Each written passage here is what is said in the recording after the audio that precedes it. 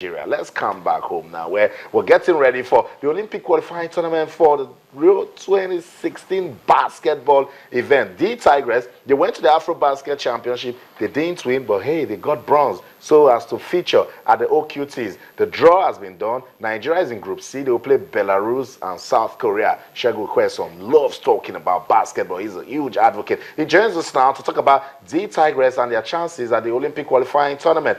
Good evening, Shegun, and welcome to the show.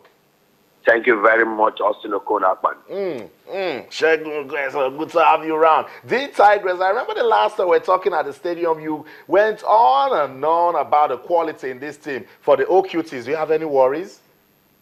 I don't have any worry. Most people have been, I think some fears, because if you look at the 12th team that will be campaigning in that qualifiers, Nigeria is ranked last in the order. They are ranked 42 with Spain in fourth. Both Korea and Belarus that are in a group, Belarus is ranked joint 10 with Turkey, while Korea is 12. And like I want to assure Nigerians, it has happened before in 2012 when the Tigers went to Caracas in Venezuela. Nobody gave us a chance, and we ended up, we were ranked outside the 30 in the order of silver world. But we ended up beating Greeks, Lithuanian, and Dominican Republic, who are in the top 10. And so right now, my joy is most of our professional players so well out there in Europe, and also a few of them in colleges. With the biggest of them all, Adora Elonu, playing in the top flight league in Spain, with a couple of players in the lower division like Sarah Ogoke. We have a lot of them, and so the Nigeria Basketball Federation has put everything in motion. I can assure you, what we need to be in Brazil, our female, is just 2 wins. 2 solid wins, and we'll be, and like I will break it down to you. You only need to beat one opponent in your group with emphatic points, knowing fully where the head to rule will come to play, because 2 teams will qualify from each group to the quarterfinal. I will have opportunity to play the teams in Group B, comprising Venezuela, Spain, and China. When you pick your quarterfinal game, you're already in Rio 2016. So I'm confident that our team will be able to do it. And the local league is going to start in earnest, and also that will put the local players in. You can see on your screen, Nkechi Akasili, one of the reliable local players. That's right. And Atosu Upe. These are the 2 players I can confidently say will carry their own when it comes to selection. Yeah, but Shegun, aren't you worried? Nkechi Akasili, she has the quality, but we're not hearing anything. No activity from the local league, no competitions. How is she staying fit? Our team is they're already training. They're already training, getting set for the season to kickstart. The Olympic qualifiers comes up June 13 to 19. And so the Women League will be in action prior to that period. The same time, all the other teams in Europe, all the players will be finishing their league. And so the players will be in competition mode. I am confident, and I can say to anybody that Nigeria, the female team, will join the men in Rio. Okay, I'll quote you. So, Shegun, your message is no shaking. It's not shaking at all. Okay, thank you so much, Shegun. And I'm also praying for any of the one of the 3 African teams, the men genre. Particularly, I'm taking Senegal because Melaye Ndoye, the captain, very effective, and then Gugi Dieng, who plays in the NBA for Minnesota Timberwolves, he is currently in form.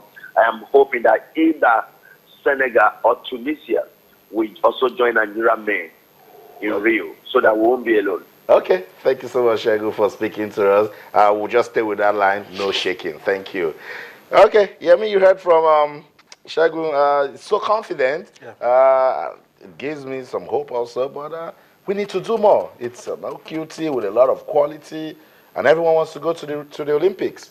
It looks like you're widening the scope. I thought we were talking about Rio. If we're talking about Rio, I mean, there's little more we can do than what we already, than all the things that he has said, the players playing for their clubs, the ones on the domestic scene trying to get in shape. But if you want to widen the scope, then I feel we need to do more. That means we're looking beyond Rio.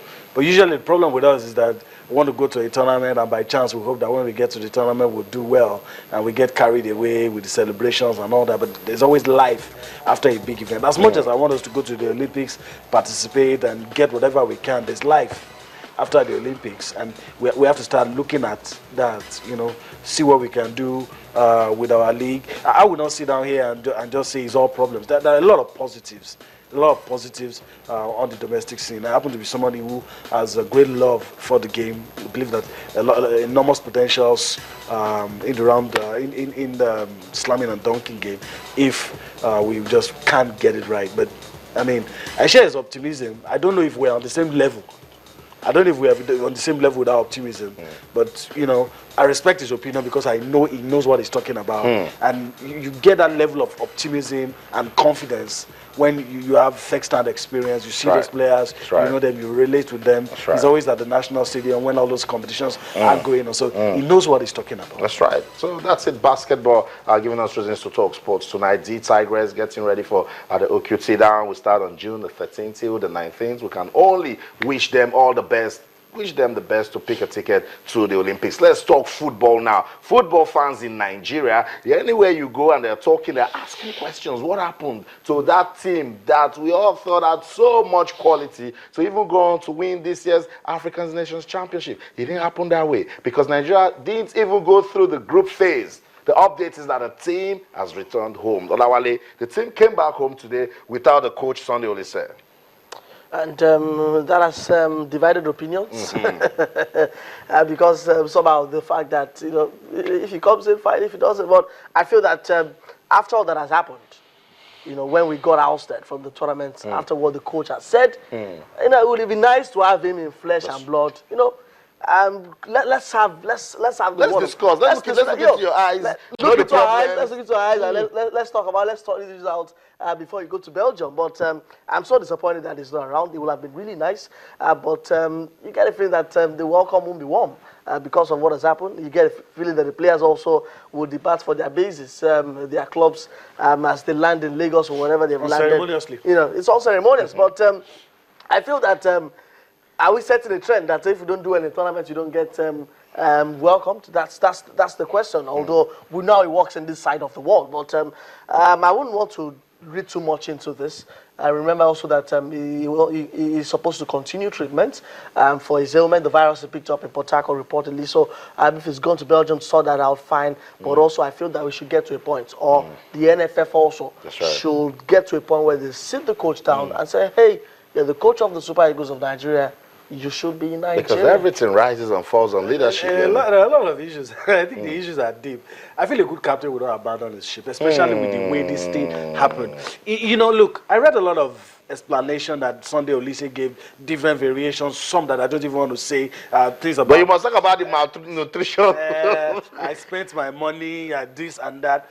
It would be good to show us that, look, I'm interested. I love this team. I want to, a lot of people now begin to question the terms of the agreement that they had, the terms of the contract, who's really the boss in this situation, So a lot of things. I felt with the way this team went, to show solidarity and to show Nigerians that, look, I'm part of you. I don't like the way things happen, but of course, and Wale picked up on the point that I really like, even though the welcome may not be warm. You should expect that. Look, the Italians, I think the 1930 squad that didn't do well, they put them in the guard room. I think Benito Mussolini was there with rotting grapes. You understand? Côte d'Ivoire, there was a time. Yeah, they had a military leader that when they landed from the airport, frog jump. The guys that were professionals, I think Bonaventure Kalu and 1 or 2, didn't come back to Abidjan with those players. But we can never do that in Nigeria. That's right. We just want proper explanations. The worst you get is that maybe the first one or two media, the interviews, it won't go well. After that, people will forget it. That's right. And move on. And I feel it should have been here for that. A lot of people will question, your performance left a sore taste in our mouths. and you just Abandoned. didn't get to see you. Left us like that. Jump ship. Okay, let's just go to Twitter now where Adoin Kasumu is talking. He says, Oli said, did not bond well with the home-based Super Eagles to ignite their passion. Salisu Yusuf would have done a better job. But I'm also looking at everything that has happened at this championship. We cannot, Olawale, it's very important that we do not give up on this team. They still have quality. Of course, you can't throw the baby out in the bathwater, you know, that's the truth. But I know that there's quality. But here's my problem. I felt that the Super Eagles had the chance to send a message to the big boys. That, hey, We are here. see, we're yet. See, Oh, this is what we want. Paul Onobi should be sending the message to John Mikalubi. Hey, you've gotten games on a go seeding, but this is my position. I got against It's a Swaziland different ball by game merit. when it's Super And Eagles. they missed it all because it was a huge chance. Maybe Chisom could have sent a message, but it's also in a position that is overcrowded by decent quality from the big boys. But in other positions, I felt that Chimakas also didn't live up to expectation. Centre back, also Barako didn't do that, and Chan will have been that perfect platform to do that. I know there's quality, but quality also has to be backed up by sending, reality. So that's my problem. I know that Olise said that he's got a couple of players, 7 or 8, that he still feels can make the Super Eagles. But will these players be going into that team with confidence that, hey, we are coming off the back of Chan, doing well, even probably not winning, but doing well? I don't think they've done themselves talking a about conspiracy. We saw what happened with Chelsea recently. It gets to a point that players just don't want to play for a certain manager, whether you like it or not. And I just didn't see the hunger. You know, a lot of, you see, as much as I don't want to blame him for his tactics, because you will agree with me that, especially you and I, all of the things that we said, do this, do that, he did everything. That's right. How he did now work, I have no explanation. And now that I didn't come back to tell us. You know, for people like us who feel that Sunday Oluse's acumen should not be called to question. It's like a slap in the face. That's right. When you don't come. I think he needs to bond with the players. I agree with Doyin Castle. Just bond with the players. I know how boys play for Siasia. Throw their legs. That's right. You know, do everything. Right. And there are times when even when the quality is not there, we just want to down the pitch. Yeah, if quality is on there, determination can always get Yes. you. That's right. We didn't see any of that. Okay, guys. Let's stop pursuing. Don't get angry tonight. Let's just outlive this. Anigbo Arinze Chukwu on Twitter says the Super Eagles should concentrate on the qualifying games against Egypt. Put Rwanda behind them. Very important, guys. We need to put that behind us now. Thanks so much, Olawale Adigun, for coming around. Of course, Yemi Adebayo. Let's try and forget about the Super Eagles of Nigeria and Chan. So that's the story. The Super Eagles of Nigeria didn't make it to the quarterfinals, but come on, the show must go on. The games will resume tomorrow, and we'll come back to talk about it. That's the show. But remember, you can keep talking to us on Twitter, our channels_sports, and on Facebook, we're channels-sports. On behalf of the winning sports team at Channels TV Sports Center in Lagos, Nigeria, I'm Austin Okonakwan. I keep telling you, sports is so much fun. So, in everything you do, remember, let's keep talking sports. Bye for now.